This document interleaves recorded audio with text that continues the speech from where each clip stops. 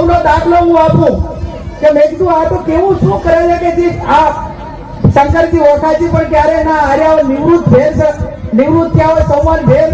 આજે એ પણ પંચાયતી પાર્લામેન્ટ એમની પાસે કામ કરવા કોઈ માટે કામ માટે જાય એટલે કયા સમાજનો કયા ધર્મનો કયા પક્ષનો છે એ નથી જોતા એમનું કામ કરવા જ્યાં સુધી કામ ના પતે ને ત્યાં સુધી એ ફોલો કરીને કામ કરવા માટેના પ્રયત્નો કરે છે અને સમાજની લાગણી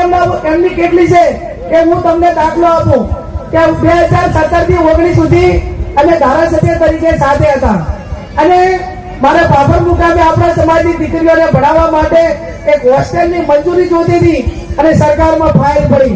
હવે ભાજપ વાળાની સરકારમાં બેઠા એ તો મારા સ્વભાવ પ્રમાણે એના પ્રમાણે મારું કામ કેવું કરે તમને બધાને ખબર પણ અધિકારીઓએ મને સલાહ આપી કે તમે ભાજપના 2 ધારાસભ્યોની ભલામણ લાવો તો હું આ તમને મંજૂરી આપી દઈશ એટલે બધી સર્વે કરતા કરતા મને ભરોસો ભરતસિંહ ડાભી ઉપર બેઠો કે હું કદાચ જઈશ ને તો સમાજ માટે આ વ્યક્તિ આગળ આવશે એવો મને 100% ભરોસો મેં એમને વાત કરી કે સાહેબ મારે તમારું લેટર જોવે છે ભલામણનું આપણા સમાજની દીકરીઓ માટે કરીને તો કે બેન લેટર મળી જશે મેં કીધું સાહેબ હું કેટલા વાગે લેવા આવું તો કે તમે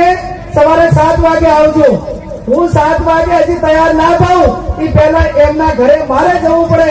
એના કરતા મારા કોર્ટને 6:30 વાગે આવી અને પૂરું લેટર આપી ગયા એટલા માટે કરીને આ જીતે છે પક્ષાપક્ષ ગમે તે હોય પણ સમાજનો આગેવાન